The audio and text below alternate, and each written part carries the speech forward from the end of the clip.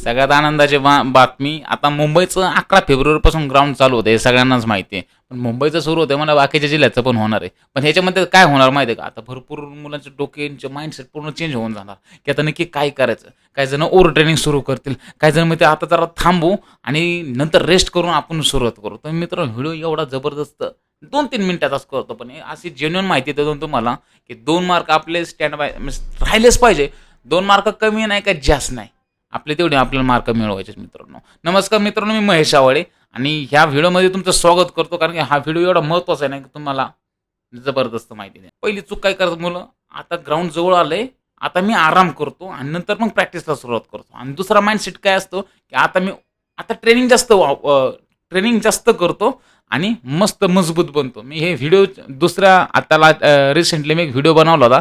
त्याच्यामध्ये पण माहिती दिली होती, की ओव्हर ट्रेनिंग खरंच खूप मुलांचा माइंडसेट चेंज करते. जसं आपलं फिजिकलची ग्राउंड पडेल तसं मुलं जास्त ट्रेनिंग करायला सुरुवात करतात. आता आपल्याला ट्रेनिंग जास्त करायची नाहीये.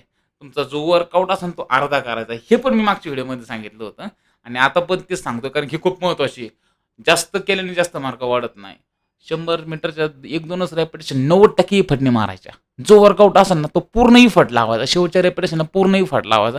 जेणेकरून आपण त्या ह्याच्यापर्यंत जाईन, त्या टायमिंगपर्यंत जाईन मित्रांनो. आणि याच्यामध्ये एखाद्या मित्राचा टायमिंग आउट ऑफ बसत असतो 100 मीटरचा. एखाद्या मैत्रिणीचा बाबा 12 मार्क पडतात 100 मीटरला. तर ते काय करतात, त्यांना म्हणजे कॉम्पिटिशन काय करायचा प्रयत्न करतात. तर मित्रांनो त्यांची पहिल्यांदा तुम्ही तयारी पहा. त्यांची तयारी जुनी आहे. आपण आत्ताशी आलो असेल किंवा आपल्यामध्ये काय थोडीफार काहीतरी कमतरता असेल, पण लगेच त्यांच्याबरोबर आहे ना कंपॅरिझन करू नका मित्रांनो. हे कंपॅरिझन तुम्हाला नक्की तुमच्या घाटात घालू शकतं मित्रांनो. त्यामुळं आपली प्रॅक्टिस केली त्याला स्मार्ट करण्याचा प्रयत्न करा मित्रांनो. टेक्निक तुम्हाला मार्क मिळवून देऊ शकते, पण आता स्पीड वाढणार नाही आणि घाबरून जातात. काहीतरी एक्स्ट्रा सप्लिमेंट काही एखादं कोणतरी म्हणेल कच्चे अंडे प्यायला सुरुवात कर, ते कच्चे अंडे प्यायला सुरुवात करेल. ही गोळी खावा स्टॅमिना वाढेल, ही पावडर खावा स्टॅमिना वाढेल. असल्याच्या भानगडीमध्ये पडायचं नाही. समजलं का मित्रांनो? आपण मजबूत कालवण भाकर अन्न खाणारी माणसं आहे. चिकन मटण खाऊन मजबूत बनायचं आहे. आपल्याला कोणत्या गोळ्याने मजबूत होणार नाही. आपण हे काही कच्चे अंडे जर आपल्या शरीरामध्ये गेले त्याचे फायदे तोटे तुम्हाला माहितीच आहे. मलाही माहिती आहे. मी ह्याच्यामध्ये एक्सप्लेन करत बसणार नाही मित्रांनो. पण काहीतरी एक्स्ट्रा करण्याचा प्रयत्न करू नका. समजलं का? हा व्हिडिओ त्याच्यासाठी जो ना, ज्यांनी खरंच वर्षभर मेहनत केलेली ना, त्याच्यासाठी व्हिडिओ मित्रांनो.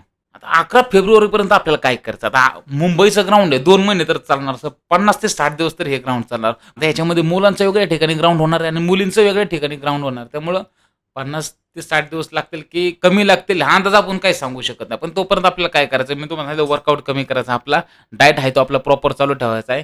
7 ते 8 तासाची झोप ठेवायची. अभ्यासही आपल्याला चालू ठेवायचा आहे मित्रांनो. आणि सगळ्यात जास्त एक्स्ट्रा कोणताही वर्कआउट तुम्ही करू नका. नवीन काय वापरू नका मित्रांनो. ह्याचा तोटा तुम्हाला होईल. सगळ्यात महत्त्वाची गोष्ट, वर्षभर झालं आपण तयारी करतोय. ग्राउंड आपलं आहे, मार्क पण आपले. हे काय लोकांचे मार्क नाही.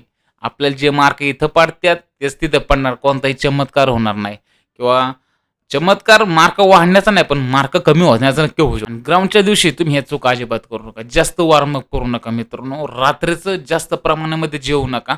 आणि समजा एखादा चक्कर येऊन पडला उन्हाचं, काही त्यांचं बघून तुम्ही डिप्रेशनमध्ये जाऊ नका. मग त्याचं तुम्हाला टेन्शन यायला चालू होतं. त्यामुळे ह्या गोष्टी करण्याचं तुम्ही टाळाच. आणि ह्याच्या अगोदर पण सांगितलं तर ग्राउंडच्या आदल्या दिवशी आपल्याला काय खायचंय, डाळ, भात, चपाती, भाजी हेच खायचंय. कोणते बाहेरचे पदार्थ खायचे नाही, की तेलकट खायचे नाही, की कोणते कोल्ड्रिंक प्यायचे नाही मित्रांनो. ही खूप सगळ्यात महत्त्वाची गोष्ट आहे. आणि जाता आता एक सांगतो, की आपल्याला पोलीस बनायचं हा शिस्तीचा विषय आहे. शिस्तीनेच आपण त्या वर्दीपर्यंत पोहोचणार मित्रांनो. त्यामुळं शिस्त खूप महत्त्वाची आहे. तुम्ही डिसिप्लिन ठेवलं तर नक्कीच तुम्हाला फायदा होईल मित्रांनो.